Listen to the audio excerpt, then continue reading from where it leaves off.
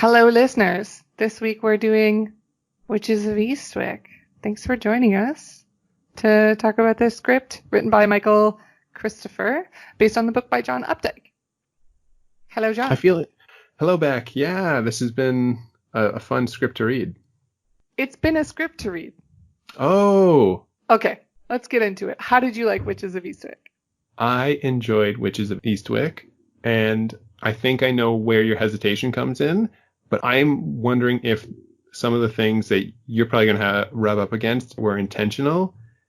And I'm just like, the relationships in this were very strange, but I did enjoy it in general. I liked the writing. I liked some of the lines. Like, just the first line of the script is, "That's it. The rest of you can rot." Mm-hmm. I like the three women in this, and I liked the concept. I don't know if you've read the book, The Master and Margarita. I have not. That is about the devil coming to Russia and the shenanigans he gets into in this communist state at the time. So it's him causing chaos and the little madness of people in that area. And then there's also a book by Stephen King, which was turned into a movie called Needful Things. Have you seen that at all? No. Fantastic movie. It's about the devil coming to a small American town and opening up a shop, and he will give you any object you want in the shop, and it's always going to be the thing that you want the most. And in exchange, he just needs a favor later on. And so it goes from this small town to chaos, where everyone's like going against each other. There's rocket launchers at one point. It gets pretty crazy. And so I really enjoy these kind of stories where the devil comes to town and weird things happen. And I'm talking for a long time, but I think that a lot of the crux of this film is in the relationships between the three women and the devil. I think especially today we would definitely recognize his actions as being not gaslighting, but I think maybe gaslighting. It's toxic Totally masculinity. Yeah, toxic masculinity in general. And definitely like I'm like talking about the entire film at this point, but he starts out with like complimenting the women and like saying that norms are stupid and really trying to be on their side in different ways. And then as soon as any of them don't give him what he wants later on in the film, he turns on them and he like starts complaining about how women these days are all like this. And it's you can just see it's like the classic, this is a toxic man. And it's just like very obvious in this, I think. And I think I liked the ending though, in that I didn't like that they got stuck with the devil in the end, but I liked that their time with the devil was ambiguous in some ways. They got rid of him, and that was a great thing. And they have this great ending where they're together in the mansion, and they have a big family together, and that's a happy ending. But then they looking back on their time with the devil as ambiguous, like in that they know that there were very horrible things, but they think like, would they ever want him back? And there's some hesitation one way or the other. I thought that was a mature way of looking at things. Okay. Mm-hmm. That was a lot, I know. No, it was great. So I had essentially no notes throughout it because I didn't fully understand like what I was reading. And then at the end I was like, okay, this is like two different things. So I thought that if this script came to me now, I would have opinions about it. But if this script came to me at this age, but in 1987, I'd be like, okay, yeah, I would have a different opinion. So I'm just like a little confused. I didn't love the script because of all the gaslighting, and I know that there is an argument to be made that is intentional, and that would be great for sure. We'll go with that it's intentional, and that would be great. But I would want at the end then the women to have gotten free of that completely, because as it stands, for me, it just seems like the message is that you can't escape toxic masculinity, and they will always stifle a woman's power. It was definitely an ending that they should have gone a different direction with. They shouldn't have had to give in to him in the end to survive. You said that men will stifle women's power. Totally, I get that too. And I think there's two messages. Like one, that men will stifle a woman's power, but also that men needs the women's power and like are like feeding off it in a way, because the devil, it seemed like the devil was nothing without being able to have like those three women and them experiencing the bliss of their magic and their power, and that's when he got powerful and got off on it. Absolutely. But like they almost willed him, or they did will him to life. And when they came into their own, he literally sucked the power from them, which for me is like, okay, he talks about all the things that women can do and how amazing it is. And that endears him to them. Meanwhile, it's like a mask for his jealousy.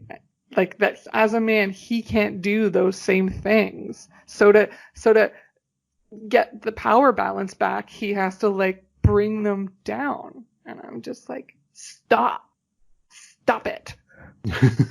I think it's very blatant, but I think these days, it would be like, he would be like an incel. Yeah.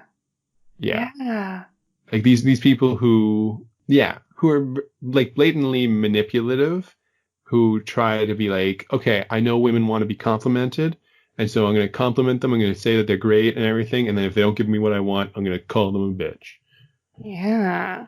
Yeah, for sure. I think does he actually call them bitches at one point? I think he calls them names. Maybe, I don't think they go that far, but he definitely makes them do things that they don't want to do and is like, well, fuck you if you don't want to hang out with me. For sure. And then he also like, he just rails against them and how women are evil and manipulative and mistakes. I think that he called them God's mistakes at one point. Yeah, for sure. Yeah, and then the other message in it too that I got a little bit was, be careful what you wish for. Like they wished for this type of man, and then he essentially turned them into slaves. I'm like, okay, well, I get that nothing that you wish for is ever gonna be exactly as you hoped it would be. But it doesn't have to be that the thing that you want, that you think is good for you, is actually the exact opposite and terrible for you. Like, I don't see that that's the message that you should be putting out. And I feel that this gave that message a little bit. I wouldn't agree that that's necessarily the message, but yeah, I do think that there was definitely a be careful what you wish for element of this. It was weird. Okay. One note I had is I think there was an honesty in the script in general, maybe, but I only have really one example. I really liked how honest the conversation was between Sookie and Clyde. They sat down and they started talking about Clyde's relationship with Felicia. And Felicia throughout the film has been getting slowly madder because of the devil's influence in coming to town and her being able to see that he's actually the devil. And he just had this honest conversation about his relationship with her in general, even before this has been happening. I really thought that was good. And I think maybe it's be careful what you wish for, but I liked that the women were honest about what they wanted in life. Although there was this one moment where Alex is called a dyke, and I'm not sure if they're trying to say that she is that or not. I don't know, or if that's just kids being mean. It was weird.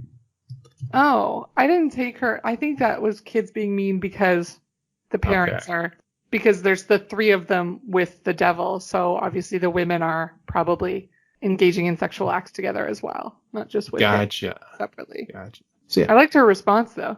Something to hold back water. Yeah, the actual definition of a dyke. Yeah, for sure.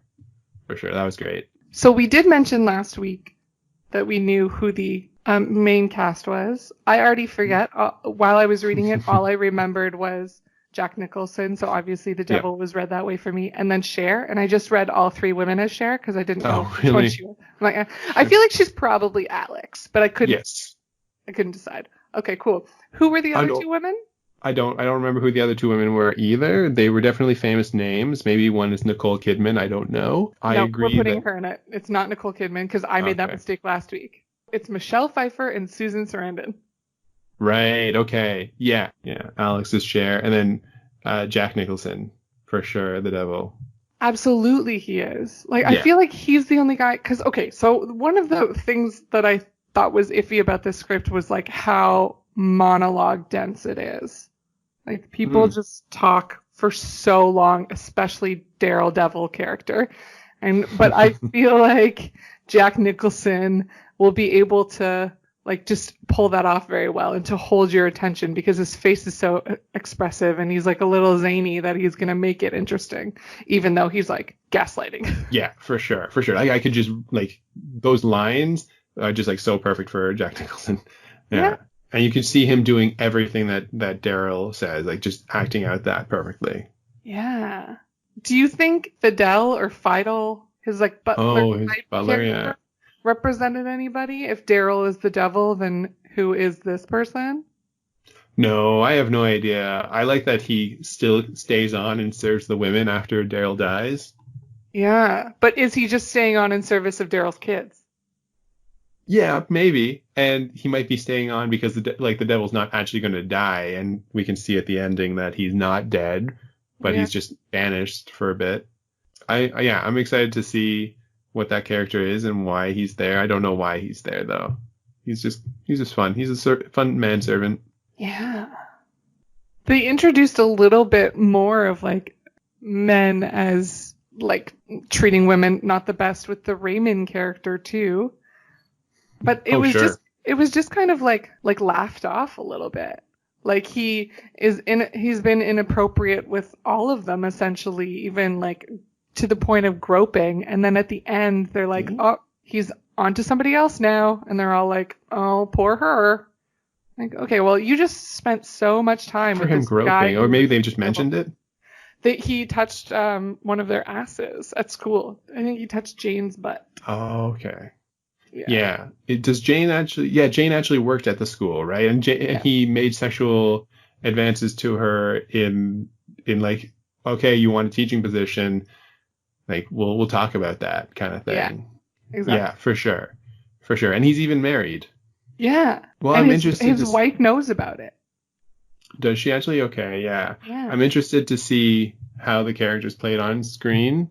Like he's just a slime ball. Yeah. But they put up with it. I feel like he should get his. After the devil gets his, it's like, you know what? No, we're not going to put up with, like, we got rid of this terrible power and we saw the extreme of what it could be. Now we're not going to put up with the little things either. Raymond, you're done. Sure. Yeah. You wanted a lot from the ending, eh? Yeah.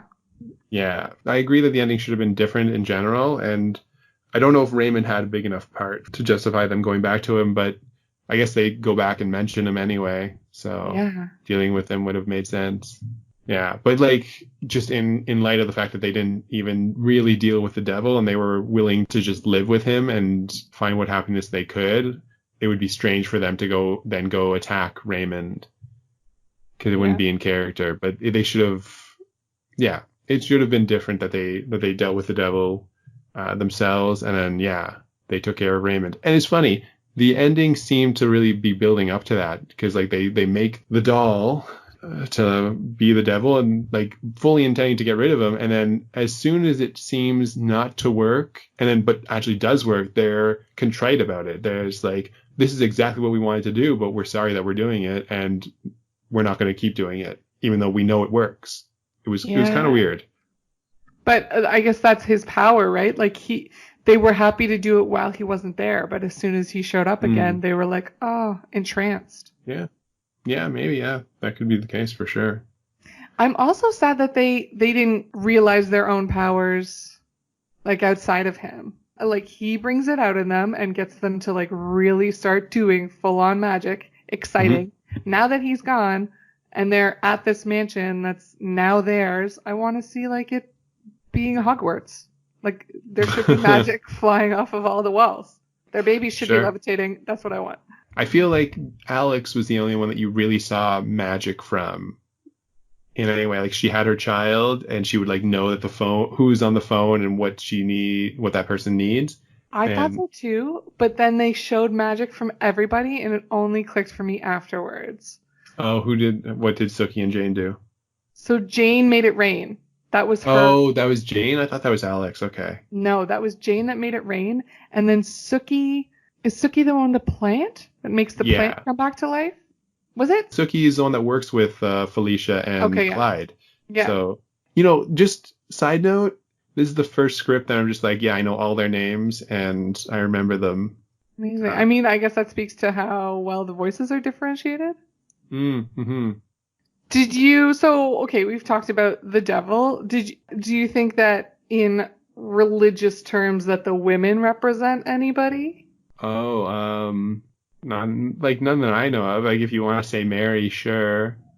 But I couldn't think of any like specifically, but I did think that it was interesting that there were 3 of them. And like in the Bible there's so much about that, like the Holy Trinity and that sort of stuff. So I was like, maybe they're the female Father, Son, and Holy Ghost.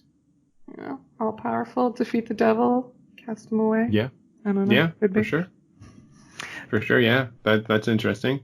In terms of the devil, I never understood what he wanted. To make more of himself, right? Why? To be like immortal, because that's every man's like thing. He wants to like he spread their seed as much as possible. But he's immortal already, and like, has he not been doing this until this point? Like, has it been thousands and thousands of years, and then just suddenly, yeah, now's the time. Those witches made a wish. I'm gonna come and I'm gonna have 3 children. Maybe it's only when witches will him to the earth. Like maybe he needs to be brought to earth by something supernatural, and he can't just come whenever he wants to. Yeah. Well, in that case, it just was never explained. I never really understood his plan. Like, why do you need these children? And what are they going to give you in the end? I don't know. The script is divided into 3 sections. The Coven Maleficio? I don't know how to say it. Maleficio. And then Redemption. So the Coven, obviously, the 3 women, introducing them. I don't know that word, the next word, or like where it's coming from, apart from it sounds similar to Maleficent, and having known that, I know that that's something kind of evil. But I don't really know. Do you know much about that word? No, I don't know too much. I thought it was Italian. Let me just see. An evil. Okay, when I just look it up, it's an evil spell, bane, or curse. So yeah, it's like a hex. Okay, so if the script is divided into those 3 parts, then it's like, these are the main characters. This is the problem that happens, and then the 3rd part being redemption is, the conclusion, the redemption. Yeah. I understand that, but I just didn't. One, I don't know why you needed to put that on screen, because you don't, because they're written in the script as supers, so right, going to be on the TV or film or whatever. But and 2, I just like the redemption section. I'm like, it's not really the women's redemption, because they don't break free of Daryl. It's like his redemption, because it seemed like he was destroyed, but he actually wasn't. It's like him getting back at the women that forsook him. Is he forsaken at the end of Maleficio, or is he forsaken in the 3rd act? He's forsaken in the 3rd act, because Okay. Oh, so he's forsaken in the Maleficio part. Okay, so that would kind of track with what you were saying. But I don't feel like he was the main character. I feel like they were. So yeah, like he was their problem for sure. He was their curse, and redemption is coming into their own power, I guess, in the end. Yeah. It's hard to say. Yeah, it is. What part of the script are you most excited to see come to life? I think maybe the special effects. There are a couple of instances where people are cursed. I'm excited to see when Felicia has cherry pits or cherry stems just coming out of her mouth, and she just like keeps acting like it's normal. She just goes about her day. Just talking through it, yeah. Yeah, and I'm excited to see Jack Nicholson get pushed around by wind and buffeted by other curses as he's microwaved and other things. Yeah. I am too. Definitely his demise I'm looking forward to the most. But in general, I definitely feel like this is going to be a hate watch. Like, okay. Yeah. Just like, It's like the script is a little bit preachy, I feel.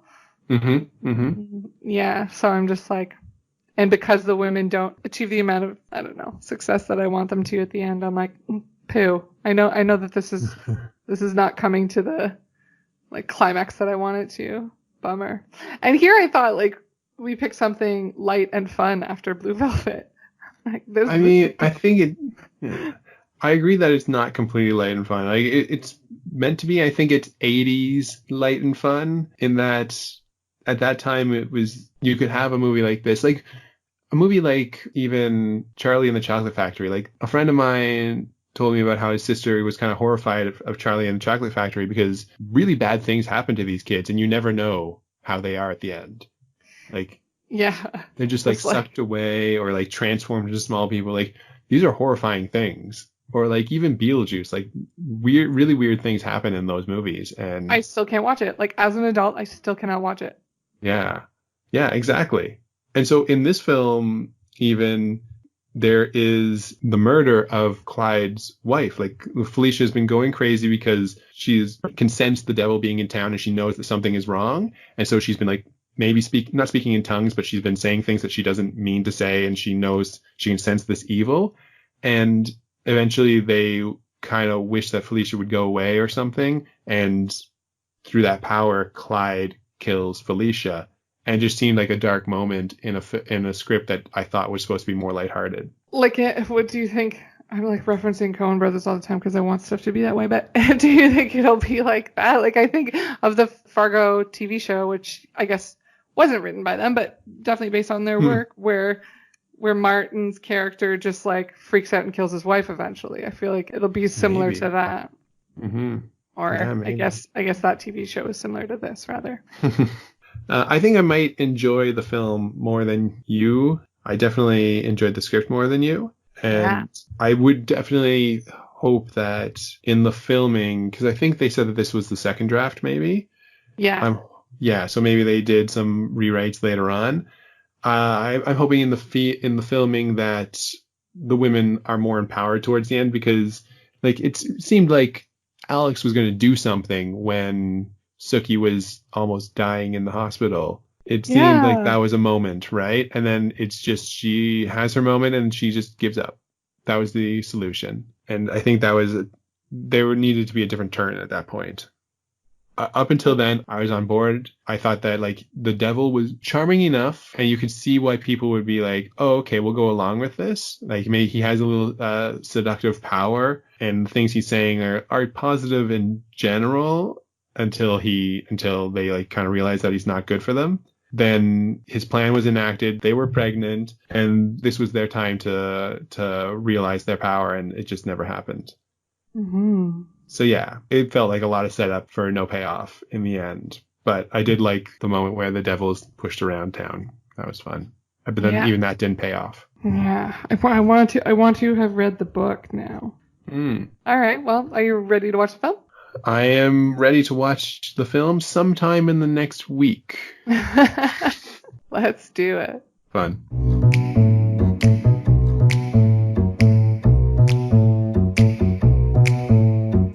Okay, it's question time.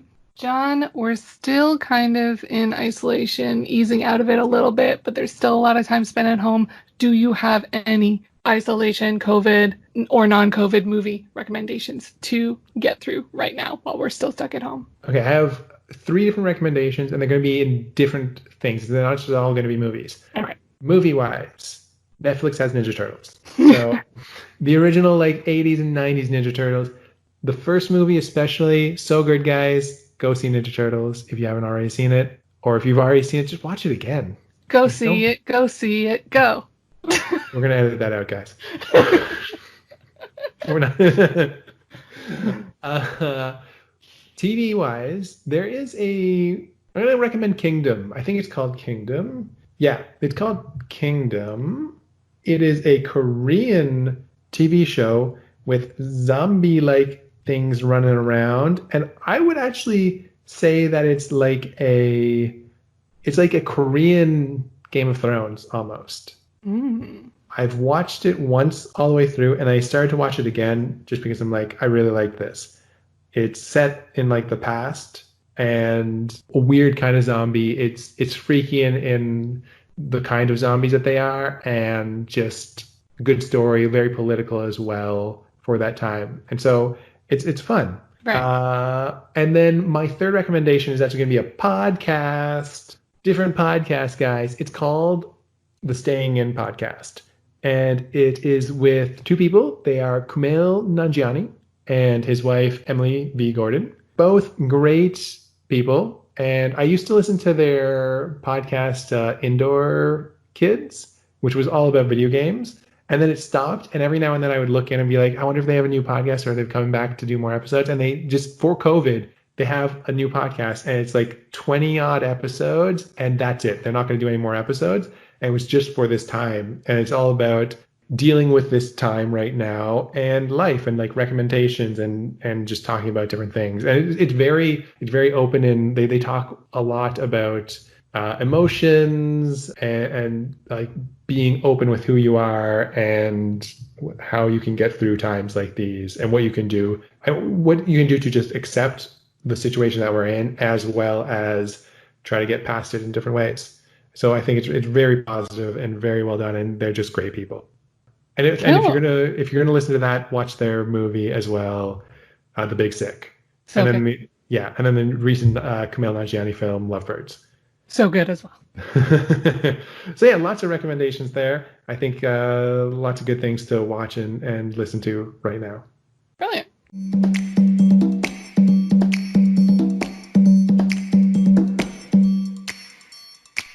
John, we just watched the movie Witches of Eastwick. Tell me, how did you feel about it in general? Okay, Beck. I'm going to say in general, I think I liked The Witches of Eastwick. I'm not going to say I loved it. I think I really enjoyed The Witches of Eastwick up until like 75% of the way through the film. The ending just isn't there. Though the ending is better in the film than it was in the script. I think that was an issue with both. The script was pretty good up until a certain point, but the film had a better ending. And so I'm going to say I liked The Witches of Eastwick. What about you? I hadn't thought of this beforehand, so I'm making a decision right now. Okay. I'm lukewarm about The Witches of Eastwick. Okay. Yeah, it was like cute, but I wanted more from it. I thought the premise was really cool, and I was excited for things to get weird, and it just didn't get weird in the way that I wanted it to. Yeah, I guess it's a kind of weird film. Is it about... It felt like it was less about the devil coming to town and more about people exploring their sexuality and whether they can be in a polyamorous relationship in some way, right? Maybe? Am I off base? I feel that's not what I got from it, but I love that that's what you got from it. That's definitely one of the like themes in it, for sure. That's one of the things, but I don't like be careful what you wish for, like the obvious thing. Be careful what you wish for. And I would say it's about women like kind of finding autonomy, like just like coming into their own. For sure. Harnessing their power, if you will. Yeah. I think the film and the script, they had different points about this. Like they showed different examples of this because some of the points were in the script and some of the points were in the film. Neither one reached like a conclusion. Yeah. If they were put together, then they would have had a strong statement to make, but they didn't. Yeah, I definitely would like to see like a mishmash. Like I'll take this scene from the script and this scene from the movie sewn together kind of movie. I agree, for sure. Well, so we've already kind of said that they're different. How different would you say they are? And do you want to dive into maybe examples? Okay, well, I felt like it was much clearer where their magic was in the script. In the film, I feel like it's all just want-based. Like, I want something and so it happens. In the script, I felt like there was some action behind it that felt more concrete than the film. Absolutely. And that's cool. Right from the very beginning when they kind of like conjure Daryl there in the script. They're like making martinis and it's potion-like. And they were very specific about that. And then in the film, they're just having this conversation and the martinis are already made. I think they even pour them from a jug. Right. So there was no like kind of witchy making of that, which I wanted. I was excited to see that. Yeah, for sure. So definitely more action in the script. I would fully agree. On the note of the magic, though, I would also say that in the script, they weren't necessarily aware of their magic. like there was a scene in the script where Daryl is videotaping them and they all start, it's on the beach and they all start floating and they don't know that they're floating. Right. Yeah. They like on a towel or like a blanket or something and they float that up. Yeah. Right? Yeah. And then in the film, conversely, they literally just fly at one point, right? Like they're in his mansion and they're flying around. Yeah, and they're very, like, just, like, so aware of it and don't think it's odd in any kind of way. They just kind of like, oh, yeah, we fly now. That's it. This is what we do. Yeah, yeah. I mean, I guess I liked that they were aware of their magic. I just wanted them to be excited about, like, using it then. Like, I just flew. Okay, what else can I do? Yeah. I think in the film, the ending at least was better for the way they did it in the film because they're because of their awareness of their magic, it feels like they're taking more action and agency at the end when they're making the doll. Because in the script it's just like, well, I don't know, like this is just something we're trying. We don't know if this actually works. Like voodoo, this is weird. Oh, but it doesn't seem to work for us, so we're just gonna put it aside. And then weird things are gonna happen because the kids and the dog are gonna play with the doll. But in the film, it's like, we're making this, we know this is what's going to happen, and they're actively fighting against the devil. And so I like that. Yeah, I very much liked it too. And in the film, at that voodoo doll part, Sookie's character, the Michelle Pfeiffer character, is holding like a huge spell book. I did have a question mark of like, where did that come from? Did they go to the library and they were like, spells? Does Daryl have this in his house and they came upon it? Like, it was in his house, yeah. That. Was it in his library or something? I think they go, like, it's in like a glass case and then they just go grab it. It's never referenced before in the film at all, or even in the script. But yeah, and in the script even they talk about how this is just in the house. Okay. Yeah. Which, I mean, like, the devil might have magic books lying around, sure, but it is still weird that it never came up before. And we're supposed to be like, oh yeah, we're on board for this. Yeah. And, okay, we keep calling him the devil. Is he the devil? Here's the thing. In the description, at least in the description they have, I think it was Wikipedia that we read it, they specifically say he's the devil. In the film, they never say he's the devil. And in the script and in the film, both, it really seems like it's just this person that they conjure, that they make him up completely. Yeah. Yeah. And I liked the whole naming thing, Daryl's name. The entire town, they can't remember what his name is. And especially in the film, you can see at the party scene, everyone's trying to figure out his name. And it's not until one of the witches names him that everyone remembers the name.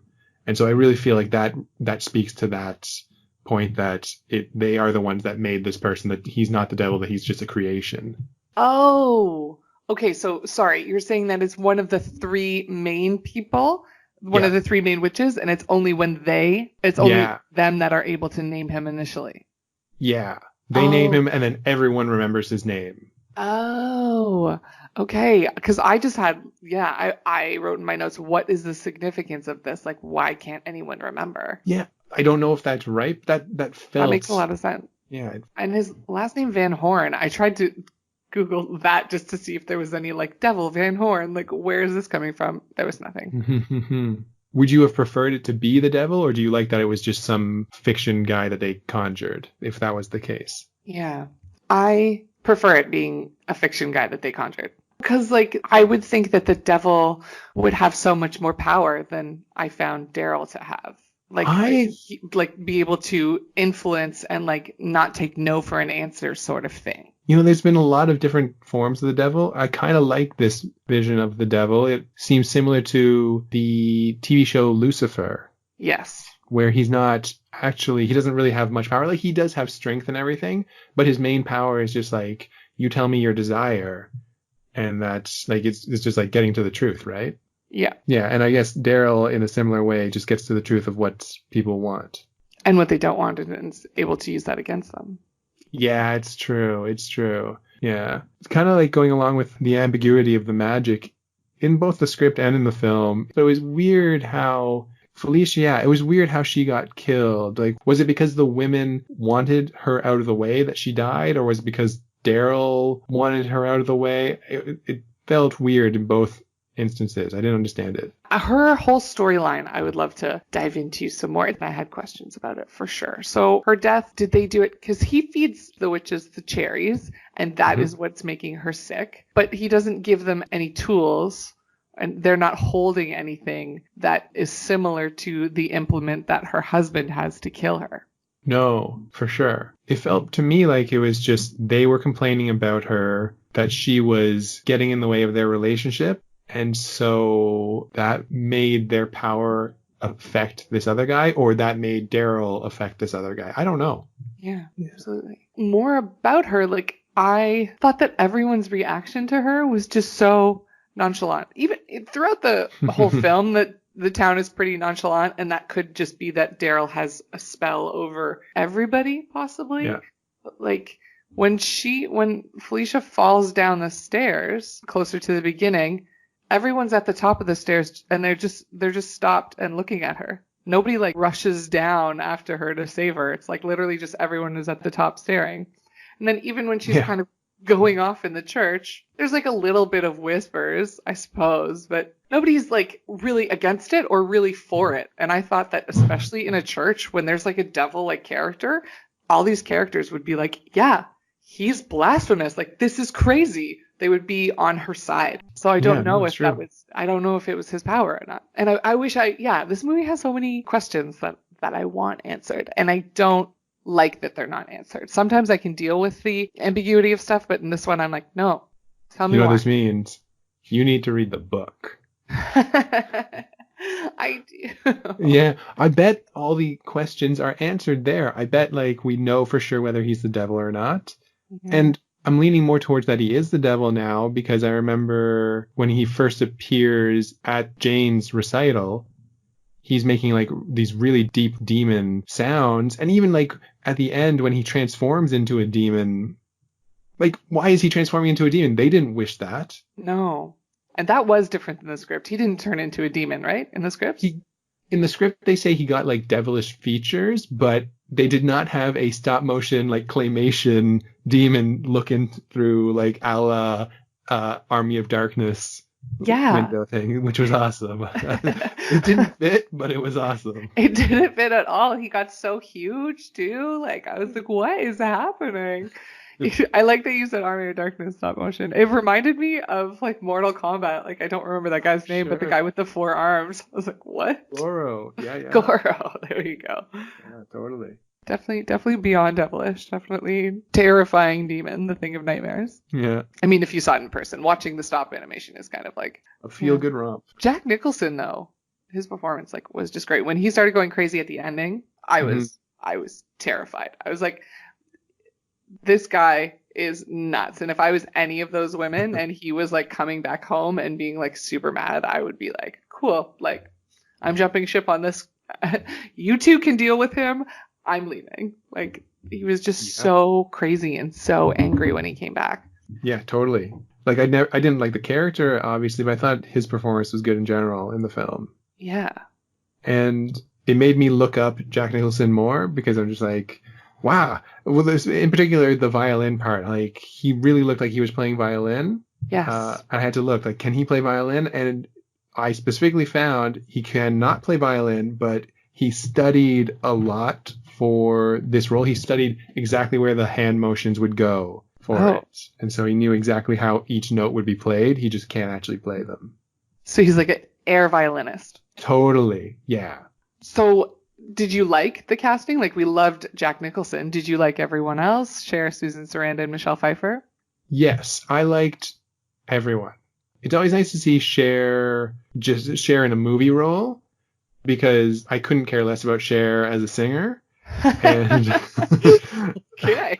Yeah. Not that I have anything against her. I don't care about her music. I'm just not not interested in Cher in general. But when I see her in a movie role, and I've seen a couple of movies with her, I'm just like, this is a different side, and I like to see this side. Yeah. She's a great actress. Yeah, she was good. She was definitely great in the film. I also liked Michelle Pfeiffer a lot. I loved seeing a young Michelle Pfeiffer. I think I told you this before. She reminded me so much, just in certain looks. She reminded me of Amanda Seyfried. Right. Just like carbon copy. Just their faces looked exactly the same. Right. And she was, I think, early 20s or maybe late 20s. Maybe late 20s. I think it was late 20s, yeah. And then Susan Sarandon was Susan Sarandon. She was good. I thought this was the first time I've seen her like that. Like, mostly my memories of Susan Sarandon are Rocky Horror Picture Show and then Stepmom, which are like complete opposites. But I liked seeing this kind of like sexualized version and the super nerdy version as well. Like, they're both extremes. I mean, she is sexualized in Rocky Horror Picture Show as well, but not in the same way. I liked it. Yeah, for sure. Pfeiffer, though, okay, her character anyways had 6 babies, and there's no way this like late 20s girl snapped back from 6 babies to be 100 pounds. That's the only problem I had. It's like, okay, 100 pounds, no wrinkles, no sign like of any aging in any way. She looks like she's just a teenager almost. I'm not worried about having more babies. Like, when she's talking to Daryl, she's like, just so you know, I'm very fertile. I will probably have a baby. He's like, I'm not afraid. Like, Jesus. Yeah. Oh, I'm glad you brought up babies. In the script and in the film, like, I don't understand why this guy wants babies. Why does he want babies? Yeah. It's like he's supposed to have a plan, but he wants these babies for some reason. He wants to impregnate these 3 women. Does he want their power? Is the power doesn't get transferred to the babies? Does he want babies that have a lot of power? Like, he must be the devil. I feel like it's such a like a human thing too. Like, there's that idea that people have children to kind of like stay immortal in a way, to like carry on their own genes, somewhat selfishly, either consciously or subconsciously, to like live a little longer. And this person is eternal, and yet he's like, babies. I'm having as many babies as possible. I'm putting my seed everywhere. We're gonna see. I'm at least gonna get one. Yeah. Okay. Alternatively, if he actually is just a creation, and he's aware that he is just a creation, I could see like searching for any kind of immortality, any kind of carrying on. So that would make sense. Especially if he knew that he was going to be able to live forever in a TV. Yeah, it's really, you don't know where he is at that point, right? No. He exploded. He turned into a big monster. He exploded. And then he's on the TV. Yeah. Yeah. I did like that in the script, they don't catch him on the TVs. I liked in the film that they catch him. He's like, ladies. And they just turn off the TVs. Yeah. Why do you think all 3 babies were boys? Oh, I don't know. I don't know if they're trying to say something with that. More Daryls. Yeah. Did you have any thoughts about Fidel? Yeah, I was just thinking about Fidel too, actually. I was not expecting him. He kind of seemed Lurch-ish, right? I'm pretty sure it's the same actor. Oh, yeah? Okay. I think he had less of a role in the film than he did in the script. Yeah. Yeah, he just didn't seem that important. But what I did think was crazy was that Daryl explodes, and they're just like, oh yeah, this guy that was helping the devil the whole time, like, entrap us, we're just going to keep him around and let him take care of our babies. Yeah. Like, I feel like Fidel's pretty, not innocuous, but like, yeah, you don't have to worry about Fidel. No? He's just going to take orders and that's fine? Yeah, he just does that. He just takes orders from people. All right. It is, yeah, I think we had the same question at the end of the script, where is he still loyal to the devil or whoever this Daryl is? So is he going to like steal the babies? Is he going to raise them for Daryl in some way? Or is he just some guy who's going to help out Alex and Sookie and Jane? I mean, guy's got to have a job, right? Totally. I agree with you. But I would say that the difference between the script and the movie is that if we're just basing it on who they cast and this actor, there's no trusting this person. He's got just one of those like, no, man, you're giving me a creepy vibe. Yeah. I definitely wouldn't trust Lurch. No. So did you feel like there was anything missing from the movie that you wanted there? I liked the ending in the film better than in the script, but I still wanted more from that ending. Yeah. I think that's the only thing that I would have wanted more of. And maybe more explanations just in general. Like, who is this guy? Where does he come from? What are their powers? Where do they come from? Will they be able to control them now after the fact? What's their plan for the future? I want a 5-year plan in detail. Are the babies going to grow quickly? Are they going to be like regular babies? Yeah. So many questions. I guess they're all just living at the mansion now, which is great. They got their space. What happens when one of them wants to start dating? Do they all start dating the same guy again? Oh, wow. I don't know. And I feel like Daryl, it's only a matter of time before Daryl comes back. Absolutely. And why did they keep this TV set up in this one room? That's where he's living. Just smash them all. Yeah. In the script, they talked about how they weren't sure whether they wanted Daryl gone or not. I'm not sure if they did that in the film. Right. Yeah, it was more of a, we don't want to be controlled by Daryl, but we're not sure if we don't like Daryl. Especially Jane's character, like Susan Sarandon. It seemed like she was very big on him the whole time and had to be convinced and would go off on her own too. Especially at the end when they make their voodoo doll.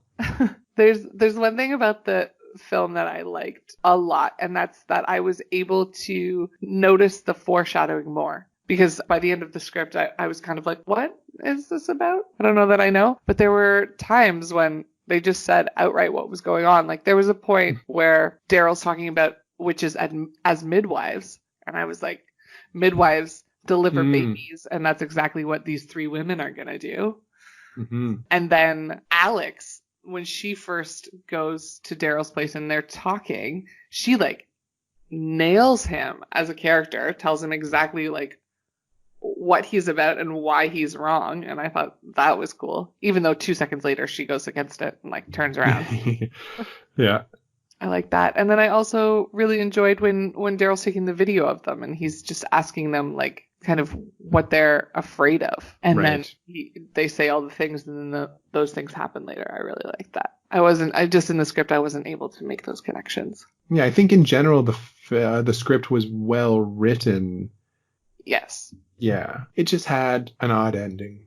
Yeah. Okay, well, I don't know if there's going to be much surprise to our answers, but let's come to the verdict if you're ready for it. Sure. All right. Which did you like better, the script or the movie? The movie. I love it. I, too, like the movie better. Nice. We have to change the name of the podcast now. The movie is better? Yeah. Does this get changed weekly? Oh no. So go watch the movie and don't read the script. Don't read that script. Or go read the book. Tell us how that is. Yeah. And tell us, who the heck is Daryl? Yeah. Where does he come from? Where does he go? Can you tell us where we're going on the next episode? We're going to read Air Force One with an actor that we all know, but we're not going to talk about until we talk about the movie. All right. Well, I'll see you next week. See ya. In the week that we do this. See you later. Okay. Derp derp.